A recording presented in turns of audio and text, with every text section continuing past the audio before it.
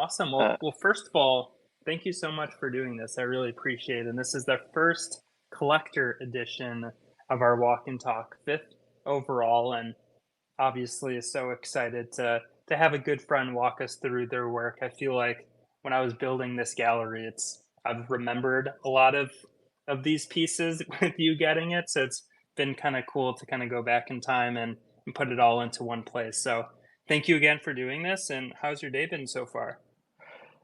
days, the day has been good. The day has been good, and I can't imagine a better place to be than here with you. You've been such a good champion and enjoyer of art. Um, and I just am really appreciative of how much you do that. So I'm very happy to get to the works uh, and sort of talk through some of them and some of the stories. But I definitely wanted to say how much I appreciate you and what you have been doing. I very much appreciate the kind words, so and so. I feel very lucky to to be in this position, to be here in this time, surrounded by these artists, these collectors, kind of like all taking place together. It's really a special thing, and thank you to your partnership, your friendship, and just having a I don't know. I feel like you're just kind of like a North Star with this all. So thank you again for doing this, and thank you for everything that you do for this community.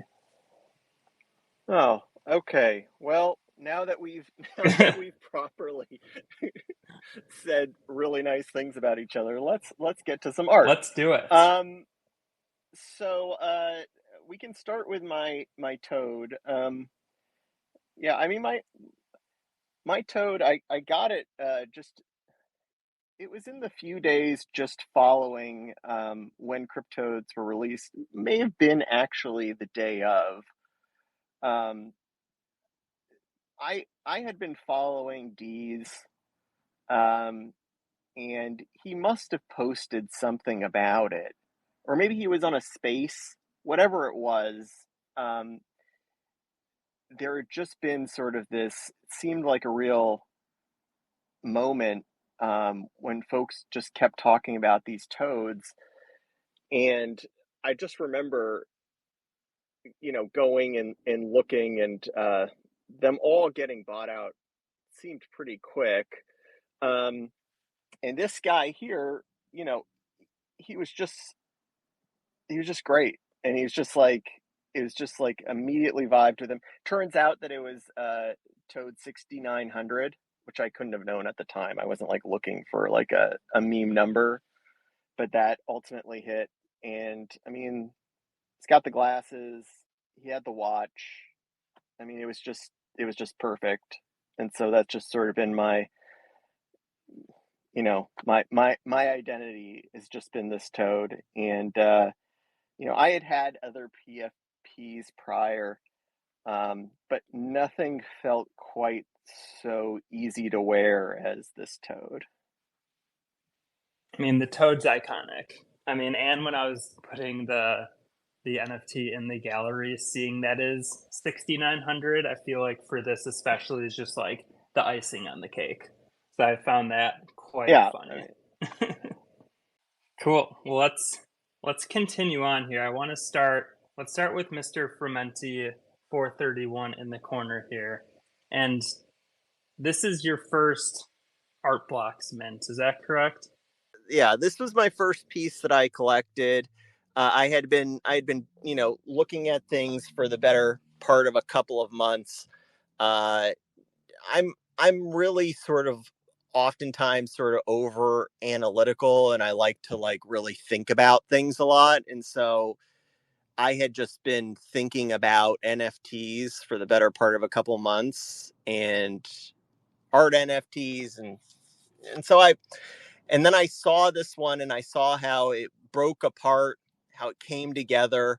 And I was at my parents' house. We were having dinner, and um, I saw that the mints kept getting minted, and the supply kept going lower and lower and lower. And then I just resolved that when I got home, like if there were any left, I was going to get one. And so that's how I ended up getting that piece.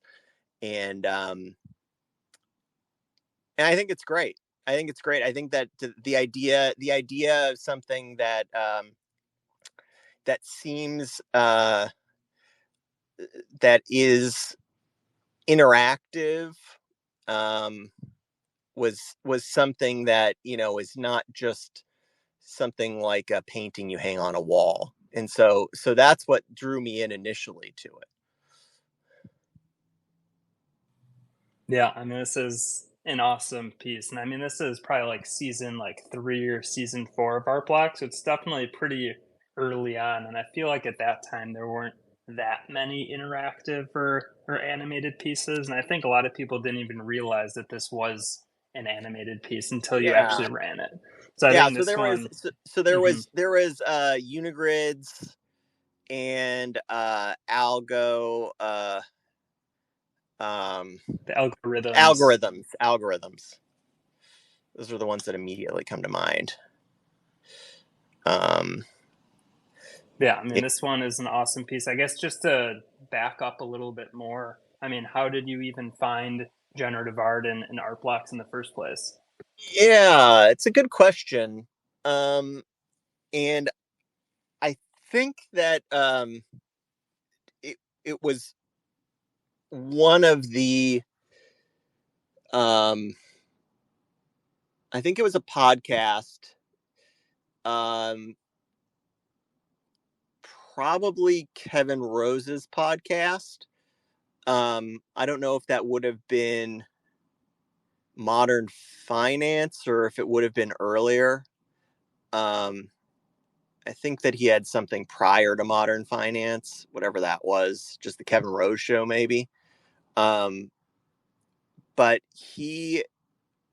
had he had been talking about generative art, and then he had Snowfro on, um, and I don't remember if this was prior to Snowfro's interview or after Snowfro's interview.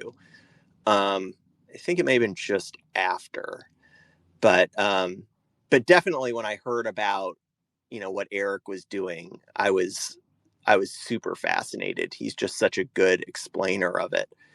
Um, and and so I think that's probably where I started thinking first about generative art. And then I guess once you found out about it, you went to art blocks. I mean, what was like the moment where it all kind of clicked together? Like for me, like clicking the mint button, seeing it pop up was kind of like like, oh shit, what's going on here?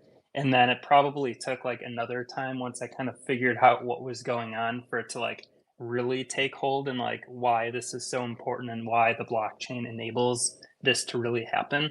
So I guess like what was like the magic sauce for you when it came to generative art? Yeah, um, that's a really good question.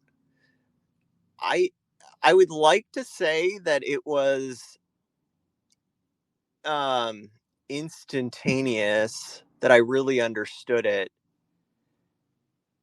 but I think that it's taken me quite some time to really get how important um, the use of the blockchain and uh, seeding with blockchain hash is in the art.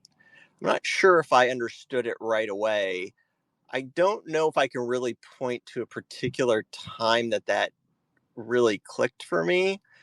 Um, Certainly, I mean, I think it was explained well by Eric at the time, um, but I don't think that I probably did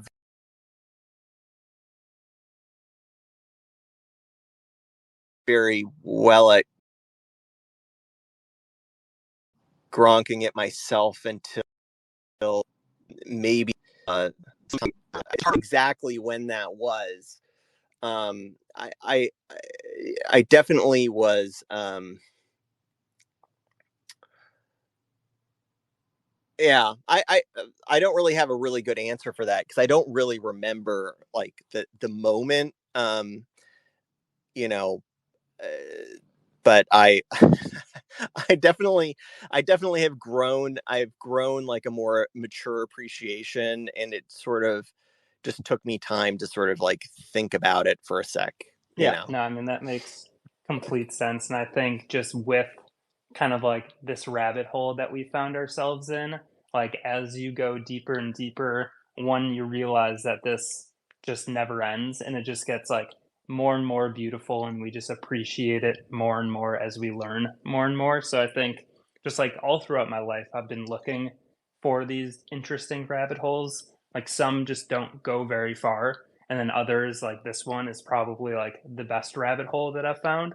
So it's just been an awesome adventure, and it seems like you kind of feel the same way with it, where each day we're learning more and we're appreciating even more as well. Well, let's Yeah, and with continue on here. I know history, we've you got know, quite a with bit of. all of, Oh, sorry, go ahead. no, keep going, keep going.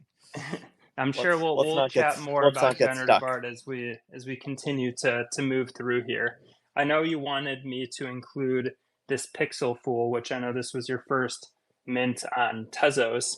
I'd assume this is during kind of when Hicket Nunk was going and everybody was involved there. I mean, I still attribute that time to my art school.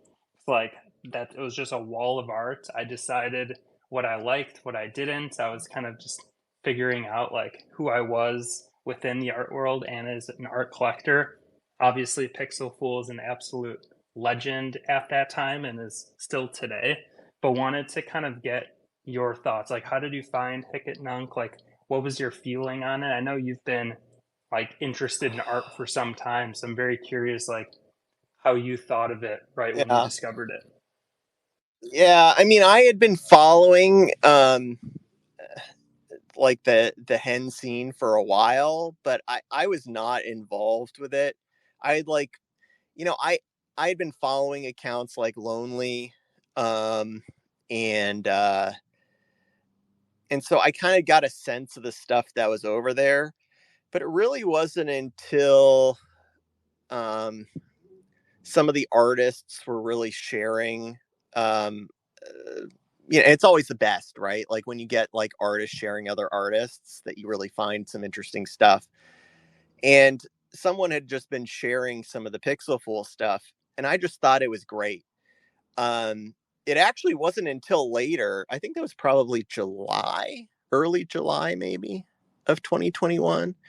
But it wasn't until later that I even learned that his stuff was generative. I didn't know. I thought that he had just, you know, just made cool gifs. But like that just like that completely blew my mind when I heard that. It's amazing. I mean, his style is just also so recognizable. Like it's so Oh, simple, but the colors yeah. are amazing, and you just know when you come across a Pixel Full piece. So I was very excited Yeah. to put this in the gallery. So if we keep walking here, just to kind of show the variety and beauty that generative art has to offer, we've got the 100 Sunsets by Zach Lieberman on the right, and then the Lush Temples, The Watcher by Zancan on the left. So if you just wanted to talk about both of these pieces, I mean, they're just visually stunning. And again, just kind of shows the diversity that code-based generative art can output. Well, and also they're just from two um icons with very uh unique aesthetics, right? Like Zancan's you know, his grass.js um is just, I mean, what can you really say about it? It's just it's an iconic algorithm, and sort of anything associated with it. And this piece in particular, having talked to Zancan about it, he said that this a lot of his pieces in this particular collection he really had to do some fiddling with the different parameters to get it right. This one just sort of came out of the minter as is. Um, so I always thought that was really cool. And what can I say? I mean, about Zach Lieberman. I minted with him at at Bright Moments, Mexico City, and it's just a real. It's something that I cherish as a real keepsake, just because it was my only time going to a Bright Moments event. That's amazing. I forgot that this was your Mexico City one. So I saw all of the pictures and videos from Bright Moments Venice and had just like unlimited ultimate FOMO. But I can only imagine minting it with the artist there, like how special and how deep that connection is. Yeah, So I'm very happy yeah, that you're able to get this, and obviously the output is truly phenomenal as well. yeah, yeah, yeah. Love it. Well, let's get on to some of the AI art that we have in the collection. So you dabble both generative AI, you are an art appreciator, whatever that may be. So we can start with Yep. the floral section on that middle wall there. So we've got the Botanical Computations by Helena Sarin, and then the Flora Purdue by Linda Duania. So if you want to take us with the Helena one first, and then we can Yeah. do the Linda one after. Sure. Yeah. I mean, Helena Sarin, she's just a master at her craft. Um, I just her feed of art. I think Art Gnome said it best when he's like, he's having a bad day. If he just looks at what Helena Sarin is posting, it just brightens his day, and it's so true. I mean, her her stuff is just incredible. You think about all of you know, these, you know, made to measure algorithms and that people are using for AI, and then you look at what she's doing, and you just get such an appreciation for GAN, right? And like how like that human touch, and creating your own data set, and it's just that sort of it's her. Her, especially when it comes to her floral stuff. Her flowers are just, you know it's just it's just it's just terrific. I run out of superlatives for her. No, I think she's great. it truly is. Yeah, I've got a flower of hers in my living room that I got when I got her vegan cookbook. So yeah, I mean, just her style is so like when you look at like a Mid-Journey piece, especially like the older ones, it's like so clearly Mid-Journey and just like it has that fingerprint on it. And same with her work.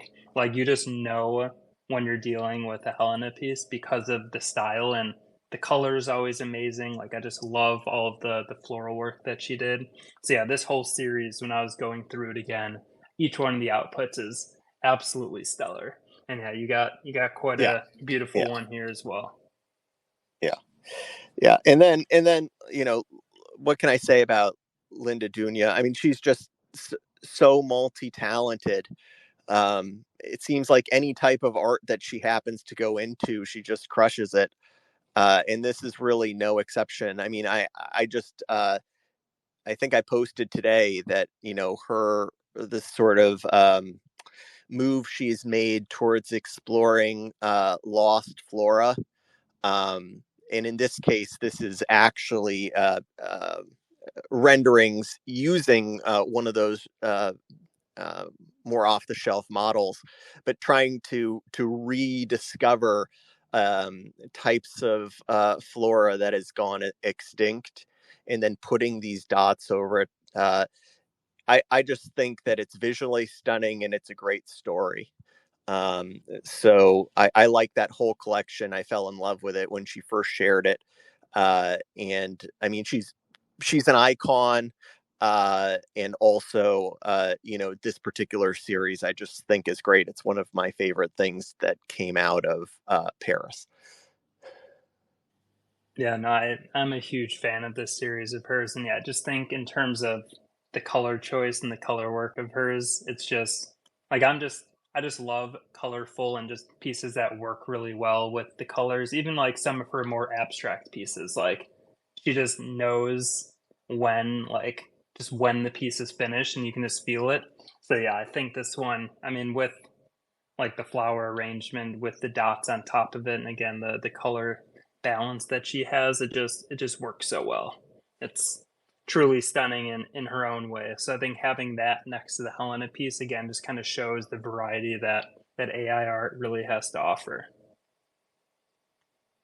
Yeah, yeah. I mean, both of those are. I mean, and then we have across the way, uh, we have Ivana Tao. Just three real titans of AI art. Um, I immediately fell in love with Ivana's work.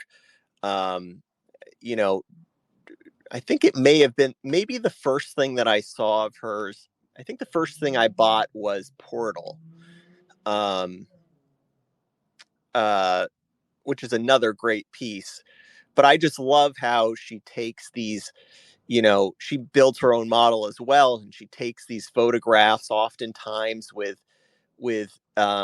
different plays on light, and just makes them into these just wonderfully shifting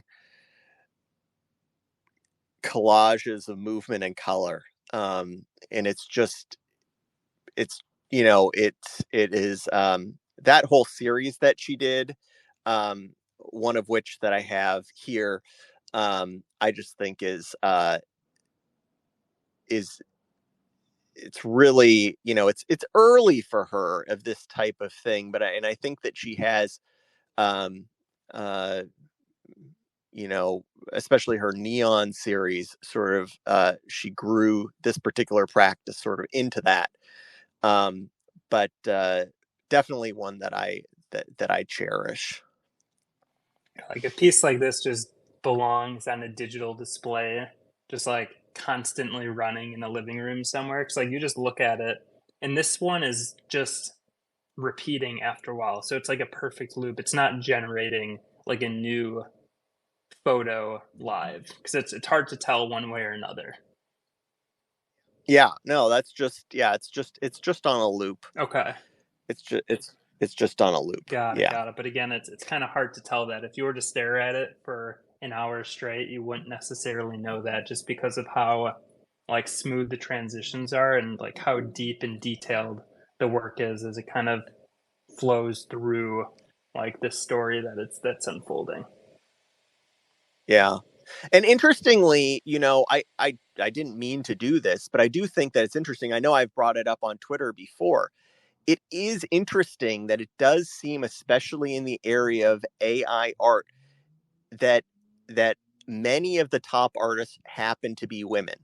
I mean, there's lots of great generative artists, that are women, um, oftentimes under recognized. But it is interesting that I do think in the area of AI, for whatever reason, that many of the top artists happen to be women, and also, maybe, I don't know, hopefully they're getting more recognition. I feel as if they're more recognized maybe than some of the gen art women artists.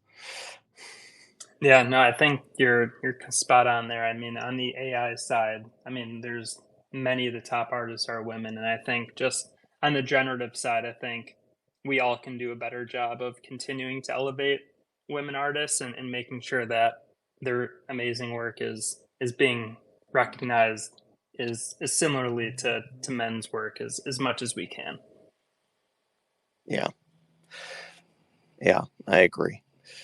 Um, okay, so next up is it Next up, we've got two next to each other, one generative and one, I guess, what do you call verses by Paul Pfeiffer? What would you call this? I just love how bizarre and strange this piece is. It's so weird. I yeah, love it so much.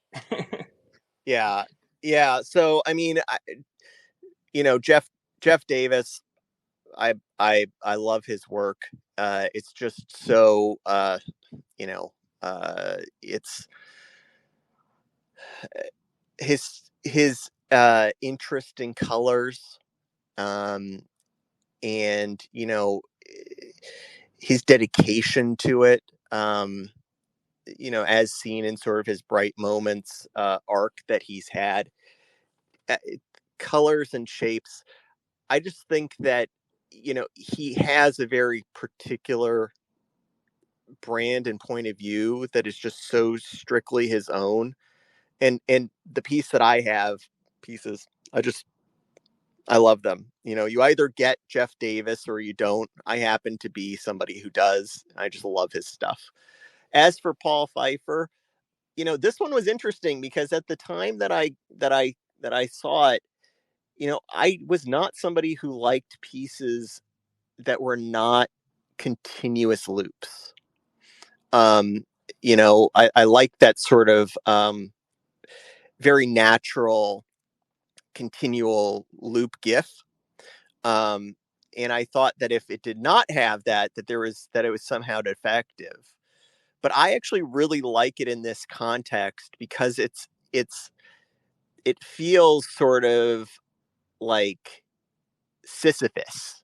You know what I mean? Like you're constantly going back to that moment and you're just trying and you're trying and you're trying and you end up and it's just like you're still getting your ass kicked, right? Like I just think that I just love that. Um uh and so I've sort of had a complete just a complete 180 on like not having like continuous loops, especially if it's mindful, right? Like if there's something behind it. But I love that whole series. I think it's great. Yeah, I mean, Paul Pfeiffer's the a lot. if it was a continuous loop, it just wouldn't have that same effect. Like it's just like so abrasive. Obviously, it's getting punched in the face. It's just so much is going on there. And I know from the conversation that I had with MCHX about his work, and I just loved how his was like a continuous loop just because of how peaceful it is and just kind of that continuity, kind of like that Avona Tau piece.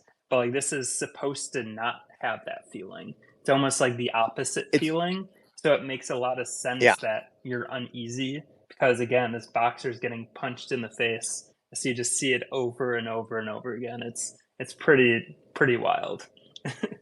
yeah, it's very jarring. Yeah, and going back to the Jeff Davis, I actually had the opportunity to meet him a few years ago when he came to Chicago at one of the galleries here. He had a neighborhood series. This was probably early 2022 because he actually studied in Chicago. So he had kind of a series was an homage to it, and he came out like his family came out. It was really cool to hear him talk and meet him, and then just meet other generative art fans, some of which like I met there that I'm still friends with today. So definitely have a kind of a deep seated love and respect for Jeff's work from that especially. Do you have any Jeff Davis pieces? So I'm trying to think. I don't think I do. I've been looking at some of the color studies. I think if I were to get one, that's probably going to be one. I've kept my eye on a few, but there's a good chance that I'll pick one of those up or one of the neighborhood pieces, the one that I saw him kind of show that day. So realistically, it's going to be one of those two. Yeah, cool. Awesome. Well, let's move on to the Goodnight Fidenza number 998. And I mean, Tyler Hobbs has a very special place in my heart because when I was just learning about generative art, like I stumbled upon his creative coding blog. So before I even knew about blockchain, generative art, anything, I just saw his, like, I had bookmarked some of them because I was like, this is interesting. It's like in school, I was doing a data science class, and I'm like, how can I practice to do coding and like have it be fun as well? So I came across creative coding and I came across his blog. So, I mean, Tyler's one of the first artists that I knew in this space. So, has a special place in my heart, certainly. And I mean, this piece, one, being the last Fidenza that will ever be minted, I guess the newest Fidenza out of any of them, and just having it have this colorway, having it be the last one is really special. So I'd love to hear your story about this, the minting, the almost missing the mints. I'm sure there's a lot to discuss here. Yeah. So, um, this I, to be perfectly honest, I I first off, I didn't know that much about Fidenza. I didn't know much about Tyler at the time that this was going to be minted, and I did not like Fidenza Zero. I think it was a golf socks. It didn't immediately strike me. I've later learned to have a greater appreciation for golf socks as colorways, and I think that they're some of the best printed, frankly. But at the time, I really didn't, and so I had on Twitter, I had like the Art Blocks mint bot, and I started seeing some of the mints come through, and I realized that I had made a horrible mistake. Um, and I would think I was in like the middle of a meeting or something. Like, thankfully, I was working at home, and I just, tried as I was doing something else, like on a meeting, to try and like get to my computer so that I could get a transaction through. And I did not understand how to pump gas or anything like that. I did not understand that. And so like number kept going down, down, down, like how many were left.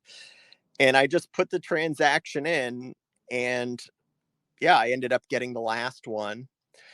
It was a complete fluke. My whole life in the space may have been different if I had not got that, because I wouldn't have had I don't think I would have had a Fidenza now. Um Maybe I would have bought on secondary, who knows.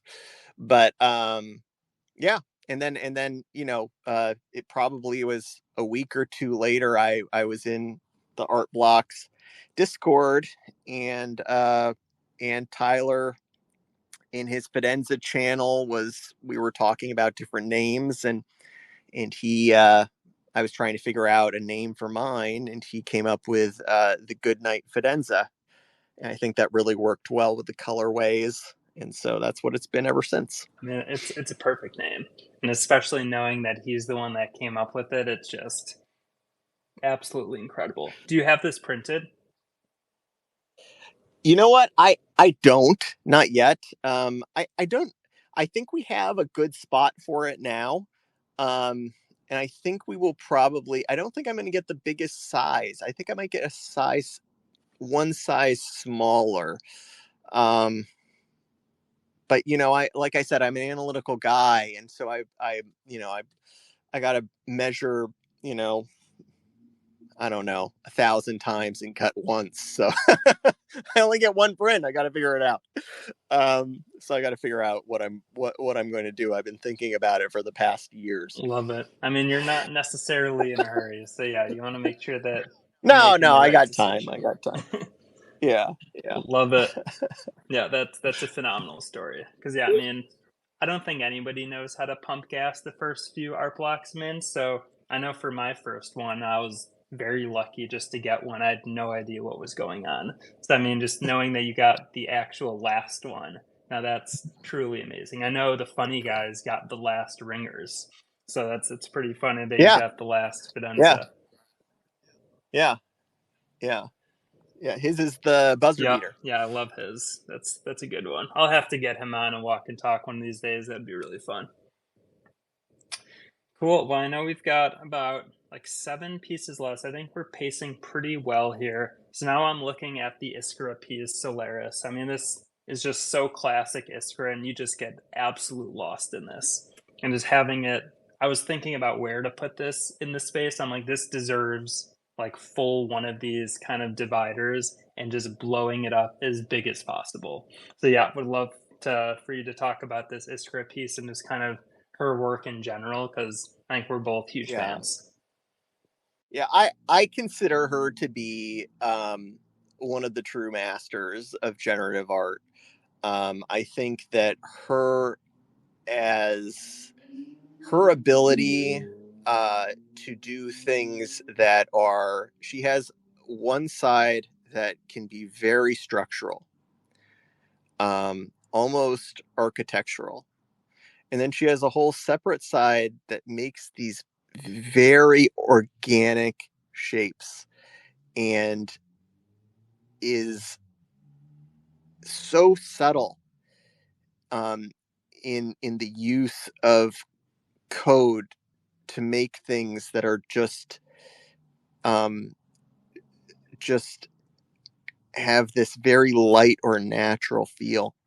And I had seen her doing this particular series, uh, and I had been loving all of them. Uh, in this one, I just, like you said, yeah, I just get lost in just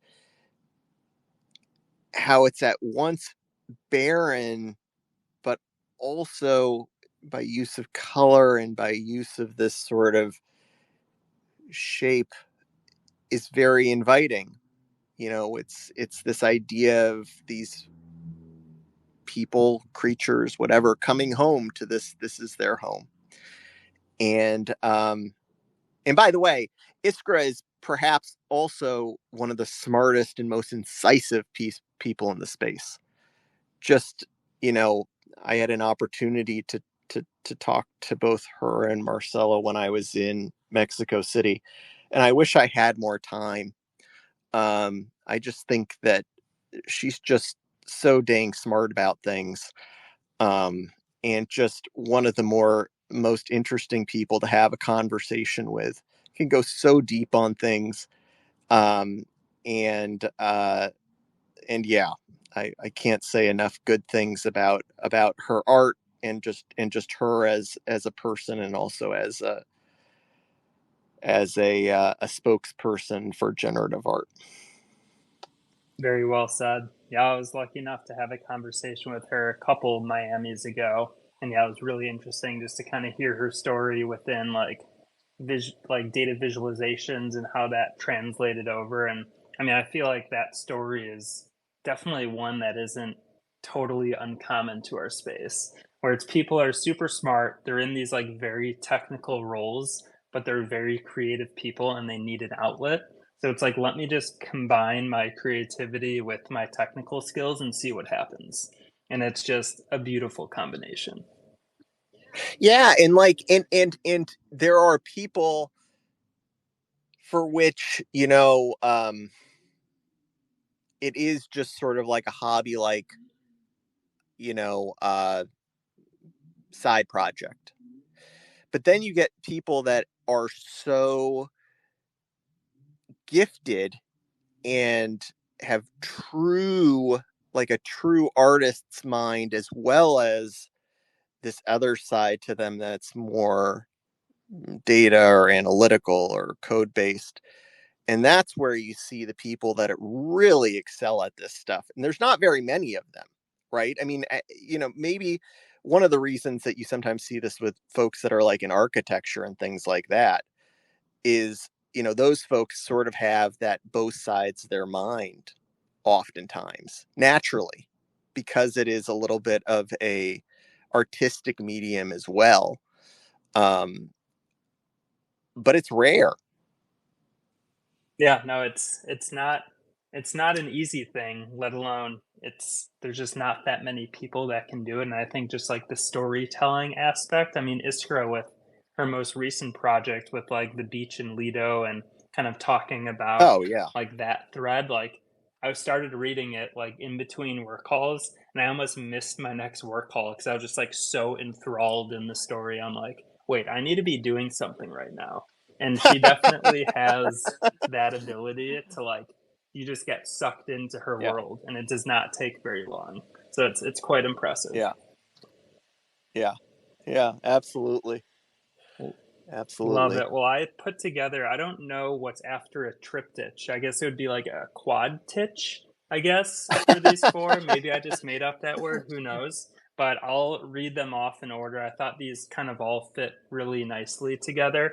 So we've got JPEG Yeah, by Jan Robert Leach, got Untitled by yeah, MCHX, Squares by Martin yeah, Grasser, and then 923 Empty Rooms by Casey Reese. yeah. I mean, all great pieces. So we're starting with JPEG. I mean, look, I I am a Jan Robert Leach fanboy. Um, his conceptual work, I just think, is just on another level, especially as it relates to really honing in. And I've said this a million times on Twitter, but really honing in on the UI UX and taking it and foregrounding the things that we take for granted about the internet, and in this case JPEG, by by taking the format and, you know, showing us the pixelated image of what, JPEG. um I mean, I just think that that the whole concept was terrific. I missed the mint. I couldn't get, I it was just, it was, it was selling for, I don't know, I think it was just selling for too much at the time. I was just mourning that I didn't get into it. And then I waited, like you do, several weeks or something, until somebody decided that, like, it wasn't going to pump anymore. And I ended up getting one that I really liked.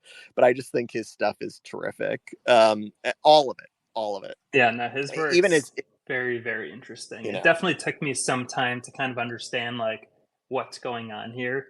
And I think the Waiting to Be Signed interview that he did with them, this was maybe like a month or so ago, I think really was enlightening for me just to kind of understand a little bit more about him and then just kind of putting the puzzle pieces together with all of his different work. But I think it's a really interesting commentary and extremely well executed. yeah, yeah. Uh, yeah, and then the MC HX piece. I I had been seeing some of uh, their work. I can't remember exactly when they had started doing this particular type of series, um, but and I think it may have been. Gosh, I don't know who first. Could have been Tony Marinara. It was probably Tony because I found out about MCHX from Yeah, Tony as well. yeah. It was either him Thank or you, it was Tony. Lenny. It could have been Lenny too. Lenny. I know Lenny had posted some of his stuff, but one of the two. In any event, I had been seeing all of these great works that they were doing, and I just, this particular one, I just got lost in it. you know um it's just so meditative to just sit in front of and just let it wash over you. um One of the galleries that I ended up doing, I just blew this up really big on the back wall, just because I just think that it just needs to be experienced. That's exactly how he talks about his work, just how he wants it to be an experience. And a piece like this, especially the animated ones, are just super special. And again, it's such a meditative experience. And for the walk and talk that we did with him a few weeks ago, like I was just staring at his animated work for an hour straight, and like it was very therapeutic. So like there's Yeah, definitely something there where like you just get lost in and kind of just like kind of reset. So I mean just I think his work is phenomenal, and I think it's funny just after talking about like the Paul Pfeiffer gif and then this one, how they're just like polar opposites, but like that's what makes art so wonderful. Like they can both be incredible pieces of work that move you in but completely different ways. Like that's just what's absolutely, so exciting about all this. absolutely, absolutely. Love it. And Let's move then on to squares.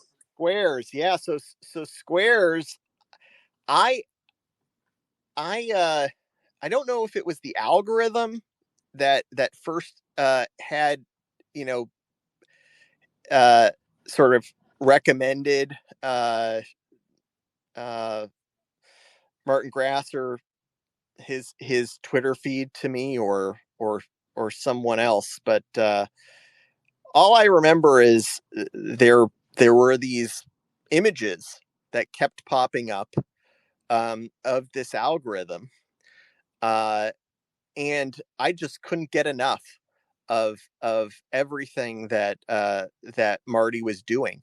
Um, and I just could not have been a bigger fan of his work at the time, and I I posted about it as much as I could, as I recall, and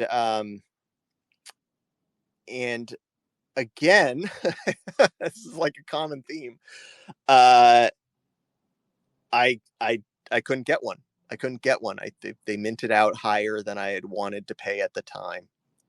Uh, and and so I was bummed about that. Uh, and and then later I ended up. Marty's such a nice guy. He had thanked me for, being an early supporter. He ended up sending me a test print um, that I have up in my house now. Um, but then I ended up getting one, and I got this one, and I think that we have the Sarah Ridgely piece that's on the other wall. I We like to do. think of them as two different clouds, takes on clouds, because this feels very cloud like to me in the squarest way possible. Um, and and so I sort of like that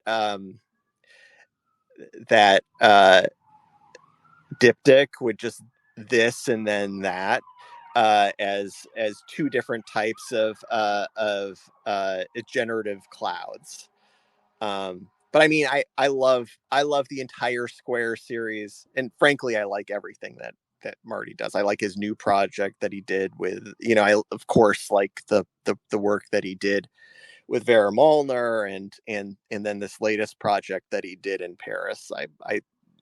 I'm a big fan of his work, and this is, I I think is great. Very happy that I have one. And It's then amazing. I of mean, I course, love and how you're just yeah. so patient about collecting the work that you like, and just knowing that, like, I know you've said this so many times, where like you sometimes don't even like minting things because you want to make sure you're getting the one that you really like. And I think by waiting and you being an analytical person, you can really wait for the one that you're looking for. So I mean, most people are impatient, but you're not. So then you can collect the one that you want, which is, I think, sometimes with generative art. I mean, if there's like a colorway that you're looking for, if you're looking for like a piece in a collection where like you want all blues or all reds, you kind of need to wait for that one piece. And I feel like you do a very good job of kind of curating your collection and being very intentional about it. Yeah, well, thank you. And I think I could probably be even more intentional. I've been meaning to try and sort of prune my collection just so that it's a little tighter. But yeah, I do think that for me, I'm actually a big fan. Some people kind of get this wrong about me because how I sort of talk on Twitter, but I am a big fan of random minting, because I do think that random minting uh, is like the live performance, the one live performance of the algorithm.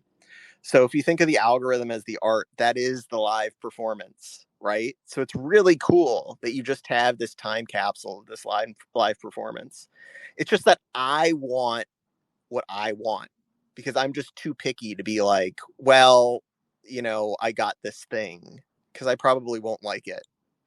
And I don't mean that in like a bad way. It's just like there are certain things that I like and certain things that I don't like. And I guess I'm just not super sentimental about that. Like I think there are certain people that are like, this is what I minted. This is very important to me. But like, I just look at all of the other ones that I could have minted and I think, well, that's really the one that I want. You know what I mean? Yeah, no, So I mean, I think different strokes for different folks, but exactly. I mean, I think you can appreciate the act of the live minting and the performance of it while also wanting to make sure that you're collecting the one that you want. I think right. both are very valid. I feel like me personally, I kind of err more on the side of like the sentimental, where if I'm probably like 70-30, like minting versus buying on secondary. Like one for me, minting again, I just love it and think that it's such a cool work of performance art, like you were saying. But also, just like typically for the mint, or at least back in the day, like that was the cheapest that these were ever going to be. So if I missed the mint, I probably never was going to get one. So if I wanted to get something of an artist that I liked, I didn't really have that much of a choice. So I think that also kind of played a little bit into it as well. Yeah, absolutely. Absolutely. Especially during those heydays. I mean, good luck. Yeah, exactly. Awesome. Well, we've got three left here. So let's All start with right. Casey Reese, and then we'll go Sarah Ridgely, and then we'll cap it off Yeah. with the Lorna Mills Yeah. piece. So this is another one that I got off secondary. I think this is a New York mint. Um the colorway is New York, I think. Um I thought this was just a great series that he did, and I loved the way that he used these various locations um to sort of anchor different parts of this particular work. And I mean that, you know, talking about potentially getting lost in a piece, this particular work, if you blow this up, is just incredible to just sit and watch. I mean, it's just those little pieces sort of moving around. If it's just on a huge wall, it's just you could just watch it for days. And Casey's just such a special artist. Um, uh, I this is certainly a great piece. I mean, I could have done Century, and there's there's also so many things, Nook, that we both collected when he was minting on FX Hash that I thought was also a lot of fun. Some of those sets that we have, still can't quite believe that he was minting there for one Tez at the time. Uh, I think that we were all pretty surprised, but yeah, another great ambassador for the space. This is certainly some of my favorite work that he had done. Uh, but yeah, I, not much more I can say about it than that. Yeah, I mean, just all in all, Casey's an absolute legend. And just from watching this piece for the last like 10 to 12 minutes, first of all, it's all just little lines moving back and forth, which is Yes, crazy. Just like the yes, emergence of it all is just phenomenal. So yeah, I yes. can definitely see this being another one that just belongs in a living room, just Yep, running constantly. So yeah, the colors of absolutely. this one just it's so nice and like all the geometric shapes just shifting and moving. This is just Yeah, yeah, phenomenal work. yeah. And another thing that I Uh, really liked about the Casey Reese works on FX Hash, especially because like all of them were like homages to previous artists, and like a lot of yes. those artists I did not know. So like this is Yep. kind of what I was telling Danielle King about like her AI mashups is like when I would see a name that I didn't know, I'm like, huh, like let me do some research on them, and then that just expands the rabbit hole even further. So I Yep. love when I Yep. can explore more and these artists like you were saying before like artists have the best taste, so if an artist tells me to look at another artist, that's who I'm going to be trusting the most. So I think Absolutely. I always love when artists do that and kind of yeah pay respects, because that just makes me one like them more, and two that allows me to learn even more about just kind of the history and the fabric of this all. Absolutely. Yeah, I love that. And there's, by the way, there's no better quote unquote alpha than just looking in artist wallets, especially, those Tezos wallets. I mean, it was incredible. Yeah, I mean that's how I again like my art education. Like I went to Art Gnome University. Like I knew I was starting to get good taste when on like Hen I would see something, and then right after that I would see like Art Gnome collected. I would see like Matt Delorier collected. I'm like, all right, I must be onto something here. If so I would just be studying their wallets. Like I still have all of my bookmarks. I probably have 60 wallets bookmarked, and I would just be constantly seeing what people are collecting. And I'm like, do I like this? Do I not? I'm like, why does somebody like this? And just really asking myself all those questions. So then I can Yeah. decide like I don't necessarily want to get something just because they want it. Like I want to make sure I'm liking it too. But I think that just helped me refine my taste and also find those artists that maybe just on the surface I wouldn't quite understand. But that kind of is that push to like maybe I should do a little bit more research if all of these other people find their work really fascinating. Yeah. Absolutely. Yeah. Yeah. Yeah. Cool. Well, let's wrap up with the last two here. So I know we touched on him in a little bit from Sarah Ridgely, but I mean, when you think about generative clouds, this has got to be the one that you think about. Absolutely. And I think that this particular series, him in, I think is one of the most accessible series of generative art. I think if you're going to be showing somebody something new and saying this is generative art, him in is just a great entry point. Um, it's one of the first things that I think my wife really liked. Um, and I just think that there's such a long tradition of art, about clouds, about sky, and I think this just fits really neatly into that, and is also just a really great way, like I said, to sort of onboard new people, maybe because of that tradition. Yeah, I mean, I think cloud just overall, I mean, like when you are a kid, you just look up at the sky and you see all these different forms, and you just know they're probably not going to look like that perfectly, like the exact same ever again. So I think just conceptually, it's very easy to kind of see like all of these clouds are going to be different in some way, but having it be through code that they're all going to be difference through just the process of generative art, I think is maybe like you're mentioning an easier segue for somebody versus something a little bit more abstract like a Frumenti or even like a Fidenza. I don't think those, since they're more abstract versus something like so natural and just so like visually easy to get in like the variety aspect. I think, like you mentioned, this is a really interesting piece to kind of show somebody to maybe put their training wheels on for generative art. Well, and also, I mean, like Iskra says, I see generative, right? Like clouds are generative art, right? Like if you look at the sky, that is generative art, right? It's just natural generative art.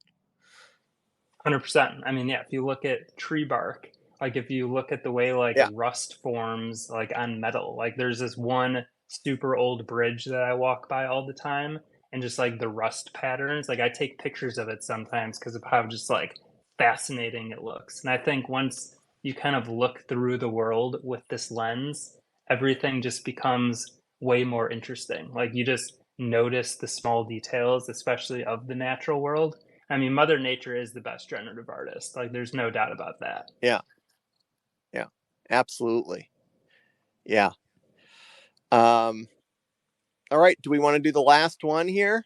So, yeah, we got the last one. So, yeah, this one is, I don't know if I'm pronouncing this correctly, but Av Atke Valley by Lorna Mills. I apologize if I mispronounced that. it's it's Ave. I know it's Ave. I don't know the other words. I'm not looking at it, but this.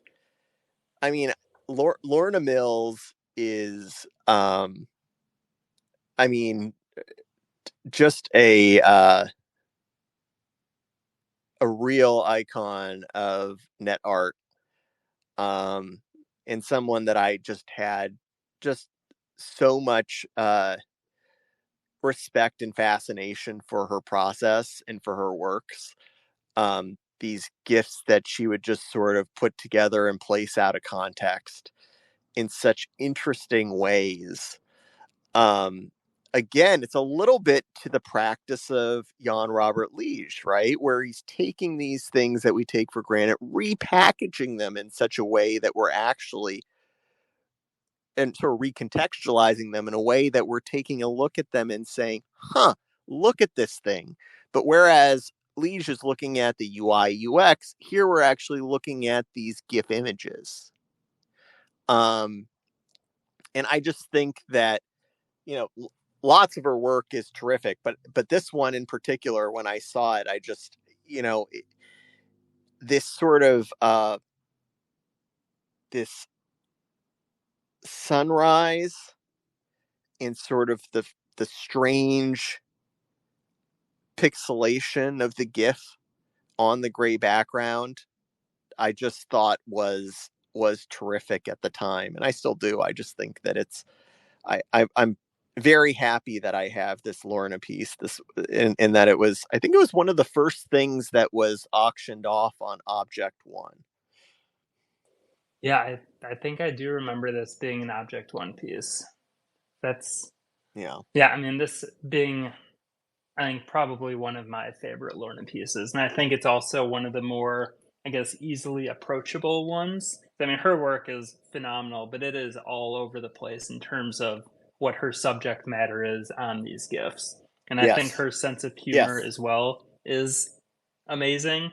And I think, yeah, in Yes. terms of a follow on socials and just like the commentary with some of the gifts that she puts together and some of her artwork is, it will make you laugh. Yes. It's gonna like have this sense of calm with this sunrise sunset one, so you're kind of all over the place, but you just again know her work because her fingerprints is just so prevalent. Yeah. Yeah. And there was actually one that I had wanted prior, and I just missed it. I just missed it. I saw it listed, tried to get it. It's one that Dina Chang ended up collecting. It was this plane with this rainbow pattern behind it that I just thought was just great, just great. And then I missed that, and I just resolved I'm going to get a Lorna piece. And so when this one came available, I was like, yep, that's the one. Gotta bid for that, and very happy that I ended up getting that. Love it. Well, thank you for walking us through all this work. I know this was like 15 pieces, but again, I think for your collection, just looking through your collection with putting this together, I mean, it's it's really something. So yeah, you should be very proud of it. And yeah, hopefully we can do this again and talk about 15 other pieces. And again, thank you so much for walking us through your work and A- talk your collection within your work and kind of talking about it. It's been like I just learned so much from this. It's also just so much fun for me. So selfishly, I'm very spoiled that I decided to start this because I get to talk with wonderful people and learn from them as well. So yeah, thank you again, so and so. This was really fun. Absolutely, and thank you for having me on, and thank you to the folks that are listening. It really is my pleasure to be able to talk about the art that I collect. It's one of the reasons that I'm on Twitter so much, is I actually get to talk about art. Sometimes I get to share a few things. So even if it's not mine, I just like to be able to share and talk about art. So thank you, Nook, for giving me the platform to do it. Absolutely, and yeah, we love you for it. So and so, yeah, Tony, Ponyo, JW Phase, Craft Night Art, Liz Ridge, thank you all so much for joining us here today. We really appreciate it, and yeah, we will be back with more walk and talks. Hopefully, within the next couple weeks, we've got one that we should be announcing fairly soon here. So keep an eye out and hope you guys have a great rest of your day.